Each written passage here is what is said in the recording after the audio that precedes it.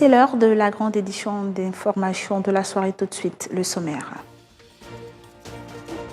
Ce 3 mai, le monde médiatique célèbre la journée mondiale de la liberté de la presse sous le thème « L'information comme bien public ». Occasion pour les médias traditionnels de s'interroger sur les avancées enregistrées jusque-là en termes de liberté de la presse.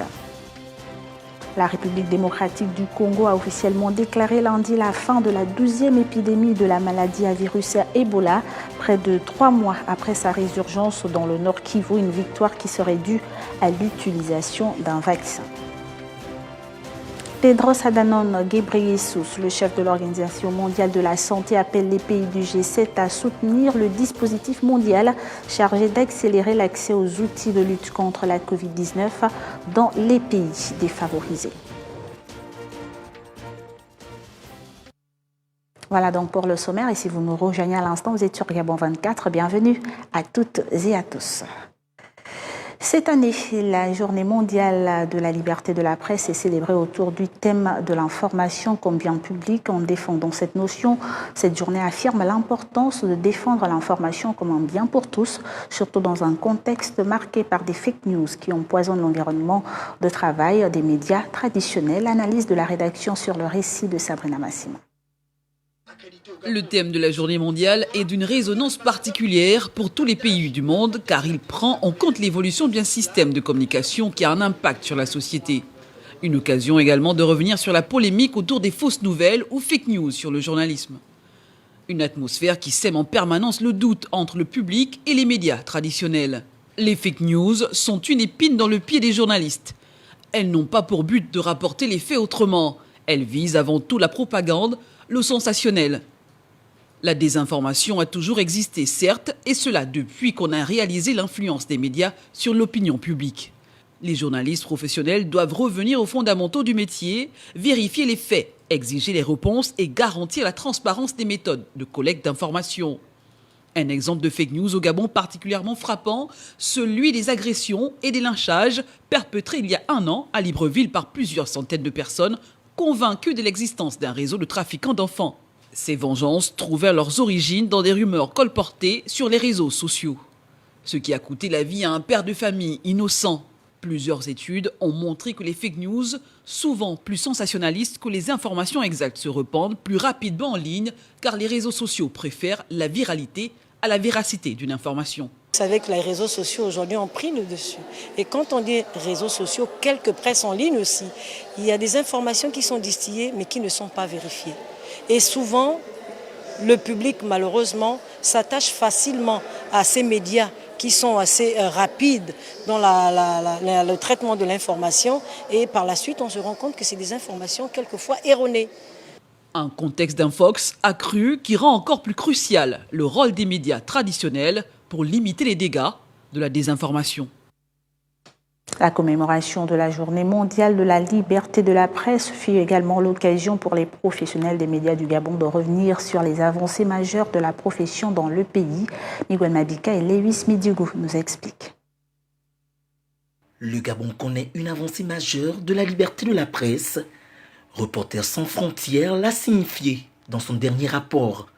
Selon l'Organisation internationale de défense de la liberté de la presse, le pays d'Ali Bongo gagne 4 places au classement mondial d'avril dernier.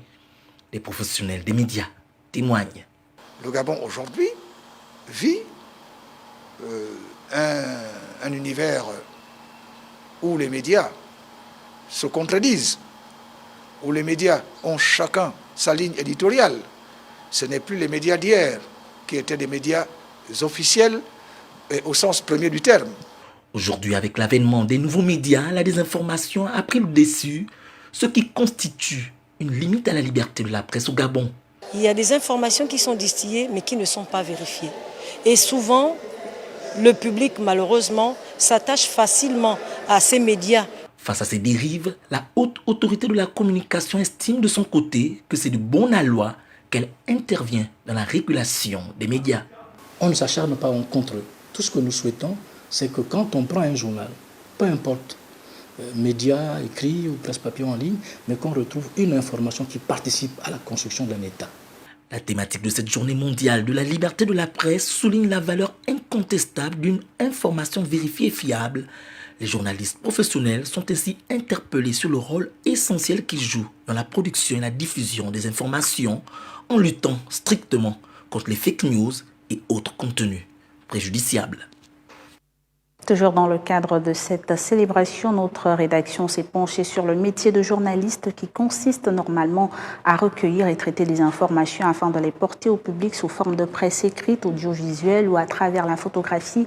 Mais au Gabon, la profession a vu déferler une multitude d'amateurs qui côtoient des professionnels au quotidien. Que dit la loi? Qui est journaliste? Qui ne l'est pas? Marie-Pascale Moïse tente d'y répondre. Au Gabon, on compte plus de 70 organes de presse, dont seulement une vingtaine qui répond aux normes établies par le Code de la communication.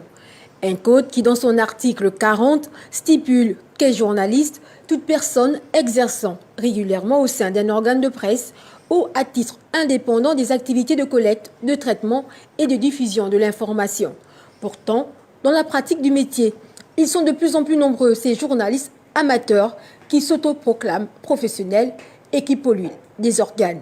Or, le professionnalisme est une garantie du bon traitement d'une information car un journaliste formé est tenu par des réflexes professionnels comme le choix d'une actualité, son angle de traitement par rapport à la ligne éditoriale du média qu'il emploie, le recoupement des faits, l'environnement dans lequel il évolue, la sociologie de son auditoire ou encore la notion de déontologie.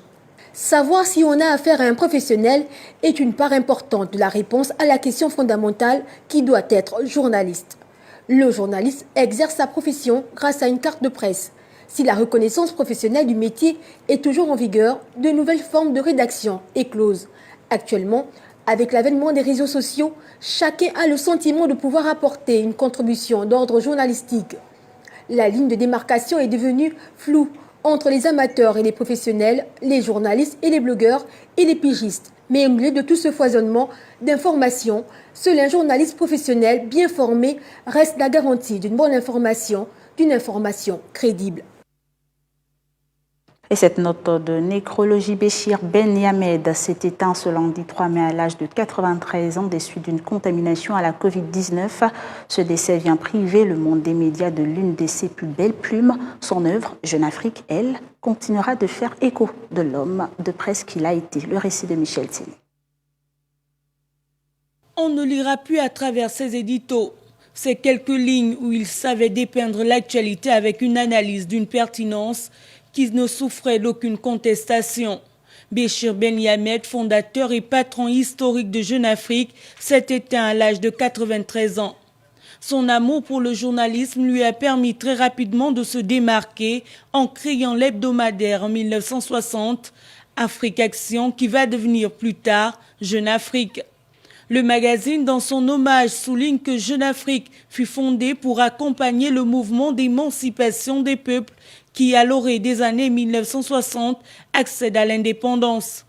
Il a eu très souvent des avis assez tranchants sur les systèmes politiques du continent, parfois en anticipant des analyses presque prémonitoires sur la chute d'un régime ou le jeu d'alliances qui pouvait conduire à une sortie de crise. Bref, Jeune Afrique a pris une part active dans tous les combats qui ont depuis rythmé l'histoire du continent, contre les partis uniques et pour la démocratisation dans les années 1970 à 1980, pour l'indépendance économique dans les années 1990 à 2000 et pour l'inclusion de l'Afrique dans la mondialisation dans les années 2000 à 2020. La sphère politique africaine n'avait pour Béchir Ben Yamed aucun secret, puisqu'il a lui-même flirté avec les arcanes du pouvoir. L'illustre disparu a occupé très jeune les hautes fonctions de ministre dans le premier gouvernement de la Tunisie indépendante. Mais entre ces deux passions, le journalisme l'a emporté en lui obligeant à quitter la Tunisie et à entamer un périple européen, d'abord à Rome puis à Paris, où se trouve actuellement le siège du journal. Né à Djerba le 2 avril 1928 dans une Tunisie sous protectorat français, militant du néo-destour aux côtés de Habib Bourguiba, il s'en va les armes à la main, emporté par un virus à qui il a consacré des colonnes. L'on retiendra que Béchir Ben Yamed aura donc en son temps, et même encore aujourd'hui, apporté sa touche, sa plume à plusieurs combats et laisse un héritage indélébile au monde des médias Jeune Afrique. Voilà, les hommes des médias sont à l'honneur. Ce lundi 3 mai, nos reporters sont allés à la rencontre de Jérémy Gustave Nzamba, un des poids lourds du journalisme au Gabon en exercice depuis octobre 1984. Comment a-t-il gravi les échelons? J'y arrive au fil des ans. David Laoboula et Lewis Midiougou nous en disent plus. C'est à travers les ondes de la radio panafricaine Africa numéro 1 que Jean-Gustave Nzamba, la soixantaine révolue, a fait ses premiers pas en journalisme. En 30 ans de carrière, c'est la même passion et la même détermination qui rythment les journées et surtout la plume de l'actuel rédacteur en chef de Proximité Web TV, un média gabonais en ligne. Preuve de sa conviction personnelle pour le métier. Je suis devenu journaliste par vocation. Depuis ma tendre enfance, j'avais l'habitude de m'amuser. Je suivais les journalistes à la télévision, je suivais la radio. Il m'arrivait de prendre un journal et puis de mimer les journalistes qui passent à la télévision ou à la radio. C'est comme ça que beaucoup se sont dit depuis ma tendre enfance que celui-là, il deviendra journaliste un jour. Selon ce professionnel de l'information, un bon journaliste est un journaliste bien formé. M. Nzamba, en fait, a suivi une formation universitaire. Et par la suite, il a suivi une formation en communication. Et c'est lors des stages passés à Africa numéro 1 qu'il a été donc... c'est depuis là que, en fait, M. Nzamba a frappé dans l'œil des responsables de la radio africaine et que M. Nzamba a commencé ses armes auprès de très grands journalistes. C'est avec fierté et surtout plein de reconnaissance que Jean-Gustave clame les apports du journalisme dans sa vie, non sans reconnaître les exigences liées à ce métier. C'est un métier qui m'a beaucoup donné. C'est un métier qui va encore peut-être me donner beaucoup, malgré l'âge. Mais on dit bien que le journalisme, il n'y a pas de retraite dans le journalisme. Étant défini comme un métier de culture générale, le journalisme est un métier qui exige de celui qui le pratique une certaine somme de connaissances. Et donc, le journaliste est quelqu'un qui, en fait, est toujours à l'affût des nouvelles, est toujours à l'affût de l'information. Et donc, déjà, le journalisme m'a apporté ce côté-là, ce côté culture, qui n'est pas, en fait, la chose du monde, la chose au monde la mieux partagée, je veux dire. Et puis, il y a aussi la relation. Le journalisme m'a apporté le côté relationnel. Par voie de conséquence, le journalisme m'a aussi apporté une certaine expérience. Je peux dire que le journalisme m'a beaucoup servi. La soif de connaissance, la passion, l'obéissance aux règles établies par les autorités de régulation et l'endurance demeurent les maîtres mots pour espérer devenir, comme Jean-Gustave Nzamba, pourquoi pas, un journaliste passionné et toujours prêt à donner la bonne information. Rien à voir avec ce qui précède. L'Union européenne et les ambassadeurs des États membres en partenariat avec le ministère de la Culture du Gabon célèbrent du 3 au 8 mai la Semaine de l'Europe. À cette occasion, une conférence de presse s'est tenue ce jour au Musée national de Libreville avec pour objectif présenter le programme de cette semaine d'activités culturelles. Ndéolou Nzouti et Alban Boumba étaient présents. Européenne et les ambassadeurs des États membres se mobilisent pour fêter l'Europe. On n'est pas connu suffisamment, on ne sait pas vraiment qu'est-ce que c'est l'Union européenne. Et voilà, j'ai voulu déjà depuis l'année passée le faire avec mes collègues, les ambassadeurs de l'Union européenne, parce qu'on est plus forts ensemble. On voulait donner un peu plus de visage à ce qui est l'Union européenne et ses États membres au Gabon. Occasion pour promouvoir le dialogue interculturel au cœur du partenariat Gabon-Europe. Aujourd'hui, donc, l'Union européenne est venue pour, dans le cadre de cet événement-là, soutenir la culture gabonaise. Nous en sommes très heureux. Je crois que les artistes eux-mêmes l'ont dit à travers le petit film que nous avons vu. Et nous souhaitons que d'autres amis puissent emboîter le pas afin d'accompagner le gouvernement gabonais dans cette œuvre de promotion de la culture dans notre pays. Cette semaine, c'est aussi l'occasion de mettre à l'honneur la culture comme vecteur de dialogue, lieu de rencontre et outil d'intégration pour la jeunesse. Déjà, je suis là en tant que président de l'Iboga Think Tank, l'incubateur culturel gabonais.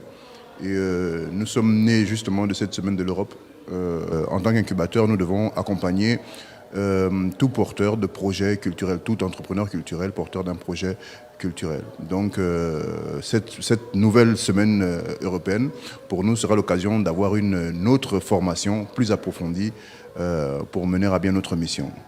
Au programme, plusieurs activités culturelles sont prévues pour une semaine d'échanges et de fêtes. Bonne semaine à tous.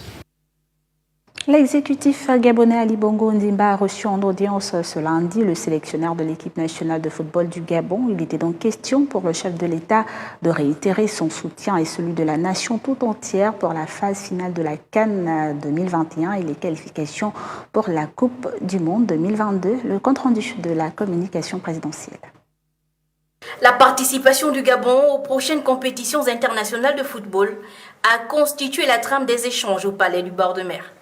Le président de la République, Ali Bongo Ondimba, féru de ballon rond et premier supporter de l'équipe nationale des Panthères, a échangé avec le ministre des Sports, le sélectionneur de l'équipe nationale et le manager général du 11 national. La qualification de notre pays à la 33e édition de la Coupe d'Afrique des Nations de football est un pari relevé. La phase éliminatoire de la Coupe du Monde Qatar 2022 est un objectif à atteindre. Vous savez que l'équipe nationale des Panthères vient de se qualifier à la CAN Cameroun 2021. Ça a été un défi de haut niveau et nous sommes venus le remercier aussi, car sans son soutien indéfectible, nous n'aurions pas pu réussir ce challenge. Dans un mois, les Panthères repartent dans une campagne très importante, les éliminatoires de la Coupe du Monde Qatar 2022. Le 4, à partir du mois de juin, début juin, nous devons jouer contre la Libye et ensuite nous allons recevoir à Franceville l'Égypte. L'objectif que le chef de l'État nous a donné est très clair, se qualifier pour la Coupe du Monde Qatar 2022.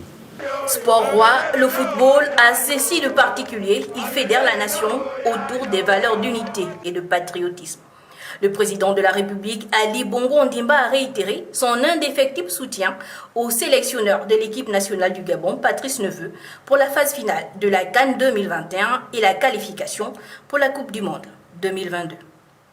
Sous un tout autre pan, les entreprises sollicitent régulièrement des auditeurs internes pour renforcer leur efficacité dans le management des risques et le contrôle interne. Et pour ce faire, il faut des hommes et des femmes compétents. C'est ce qui justifie d'ailleurs la tenue d'une formation organisée par l'Association gabonaise des auditeurs et contrôleurs internes ce jour dans les locaux de l'ANPI. Le reportage est signé Modeste Kom et Alexinia. Un audit est une analyse menée par un ou plusieurs experts, avec un œil impartial et si possible indépendant sur un aspect précis de l'entreprise. L'expert comptable est en ce sens un professionnel extrêmement bien placé pour être un auditeur, d'où cette formation organisée par l'Institut des auditeurs internes. Nous savons que le risque est partout dans toutes les activités que nous menons. Donc chaque organisation doit pouvoir prendre conscience des risques qui environnent son entité pour pouvoir mieux, atteindre ses objectifs, atteindre la réalisation des plans d'action. Donc l'enjeu, c'est vraiment pour donner à ces professionnels ces démarches, cette méthodologie. Il existe différents types d'audits en entreprise qui peuvent répondre à plusieurs besoins. Voici donc des rudiments qui seront mis à la disposition de ces professionnels de l'audit. L'objet, c'est d'établir une cartographie des risques. Donc, cartographie des risques veut dire que l'on met sur une carte l'ensemble des risques, avec notamment leur contrôle et le niveau qu'on vient d'expliquer de risque inhérent au risque résiduel, au risque cible. Donc, l'objectif de cette formation est de sensibiliser en tout cas tous les participants à un ensemble des outils qui sont à mettre en place pour réaliser une cartographie des risques selon une méthodologie bien précise. Le défi de l'Agassi reste le même depuis des années, c'est-à-dire parfaire les professionnels gabonais des métiers d'audit et de contrôle interne, les rendre plus performants dans leur structure et vulgariser ces métiers encore peu connus et parfois mal perçus au Gabon. L'initiative pour la transparence dans les industries extractives au Gabon a tenu sa première session ordinaire ce lundi 3 mai à Libreville, une session qui s'est tenue dans le cadre du lancement des activités de l'ITI Gabon à laquelle prenaient part les représentants de l'administration publique, du secteur privé et de la société civile. Le reportage de Rodney Ovono et Adam Cheki. Alors, elle est déterminante en ce sens que la norme ITI 2019 requiert un fonctionnement inclusif, une participation pleine, effective de toutes les parties prenantes. Donc nous devons absolument avoir les différents collèges, à savoir l'administration, la société civile et les représentants du secteur extractif. Sans ces trois composantes, le groupe multipartite n'existe pas. Alors nous sommes en train de réfléchir au plan de travail qui doit être présenté et soumis à Oslo avant le dépôt de candidature qui devrait se faire normalement au courant du 3e semestre 2021. Si nous sommes à jour dans nos travaux, sinon avant la fin de l'année 2021. Donc nous avons un certain nombre d'actions à poser, préparer ce plan de travail et réfléchir à la constitution du dossier de candidature du Gabon.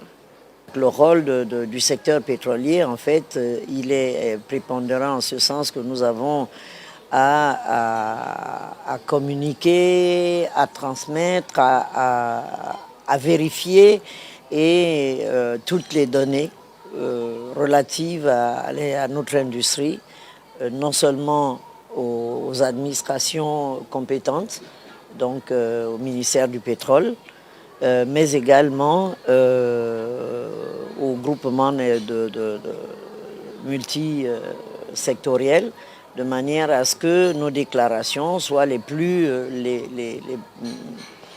parfaites possibles. L'implication de la société civile au sein du processus, même au niveau du conseil d'administration de l'ITI à Oslo et à travers la coalition Publier ce que vous payez est très important. Hein. Ce rôle vise à s'assurer que les revenus du secteur extractif sont gérés de manière transparente pour le bien commun. Que ces revenus servent, n'est-ce pas, à lutter contre les inégalités. On parle aussi de cet acte de solidarité de la Fondation Sylvia Bongo Ndimba pour la famille en soutien à un étudiant de l'université Omar Bongo. Michael Ondo a donc reçu un scooter des mains de la vice-présidente de la Fondation. L'événement a eu lieu ce lundi matin au siège de la Croix-Rouge et s'inscrit dans le processus de renouvellement du matériel de mobilité du programme Solidarité Handicap. Le compte rendu. C'est le début d'une vie nouvelle pour Michael Ondo. L'étudiant, aujourd'hui heureux bénéficiaire d'un scooter flambant neuf offert par le programme Solidarité Handicap de la Fondation Sylvia Bongo Ndimba pour la famille. À présent, je peux maintenant, grâce à cet appareil, être autonome et me débrouiller par moi-même. Je tiens à remercier la présidente de la Fondation Sylvia Bongo et toute l'équipe de la Fondation Sylvia Bongo. En 2012 déjà, à l'âge de 13 ans, le jeune universitaire avait bénéficié d'un fauteuil roulant de la Fondation Sylvia Bongo Ndimba. La dotation de ce jour intègre le processus de renouvellement du matériel de mobilité des personnes vivant avec un handicap moteur. Déjà, le premier scooter, ça m'a permis de faire mes études. Et en plus, on a changé, c'est vraiment plus performant par rapport au premier et c'est encore mieux. Merci encore de venir encore en aide aux personnes vivant avec un handicap en République gabonaise. Depuis l'année dernière, la Fondation a entamé le processus de renouvellement du matériel de mobilité des personnes qui avaient bénéficié des premières dotations en 2010. Ce processus de renouvellement se fera de manière progressive et selon des critères bien définis à l'avance en accord avec les bénéficiaires. Et donc, avec ces dotations, l'objectif de la Fondation est de contribuer à l'autonomisation des personnes vivant avec un handicap et aussi à leur insertion sociale et professionnelle. C'est d'ailleurs pour cela que la plupart de nos bénéficiaires sont des personnes ayant une activité professionnelle ou qui suivent des études ou une formation professionnelle, comme c'est le cas avec Monsieur Ondo. À l'image de Michael Ondo, depuis novembre 2020, plus d'une dizaine de personnes ont bénéficié du renouvellement de leur matériel de mobilité. Nous vous l'annoncions, le ministre de la Santé en RDC a officiellement annoncé ce lundi la fin de la 12e épidémie de la maladie à virus Ebola. Une annonce qui intervient près de 3 mois après sa résurgence dans le Nord Kivu. Miguel Mabika s'en fait l'écho.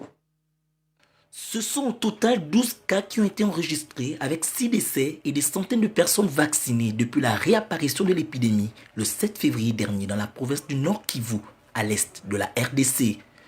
Pour prévenir la propagation de cette 12e épidémie, le vaccin RVSV Zebov, fabriqué par le laboratoire américain Merck Sharp & Dohme, a été utilisé. En ce lundi 3 mai 2021, je suis heureux de déclarer solennellement la fin de la 12e épidémie de la maladie à virus Ebola dans la province du Nord Kivu, en République démocratique du Congo. C'est précisément dans la zone de Butembo, au Nord Kivu, que l'épidémie a fait sa réapparition, frappée entre août 2018 et juin 2020 par la plus forte poussée de fièvre hémorragique Ebola de toute l'histoire de la RDC. L'on a dénombré 3470 infections et 2287 morts. 4 zones de santé sur les 34 que compte la province ont été affectées, avec un total de 12 cas, dont 6 décès, soit une létalité de 50% et 6 survivants. En plus d'Ebola, la République démocratique du Congo fait également face depuis mars 2019 à l'épidémie de la Covid-19 avec 29 965 cas et 768 décès. Une campagne de vaccination est en cours, mais l'engouement reste faible. Et puis le Fonds de solidarité pour la riposte à la Covid-19 célèbre son premier anniversaire et appelle à maintenir la chaîne de solidarité. Il faut dire que ce fonds permet également à l'OMS de distribuer des fournitures et de communiquer des informations et des données de recherche vitales aux pays du monde entier. Le récit de Linda Gaël Magonga. Le directeur général de l'OMS invite les pays du G7 à adhérer au principe de l'accélérateur ACT qui réunit des dirigeants de gouvernements d'organisations mondiales œuvrant dans le domaine de la santé dans le cadre d'une action commune contre la Covid-19. Le mois prochain, les dirigeants des pays du G7 se réuniront pour ce qui pourrait être la réunion la plus importante de leur histoire. Les pays du G7 sont les leaders économiques et politiques du monde.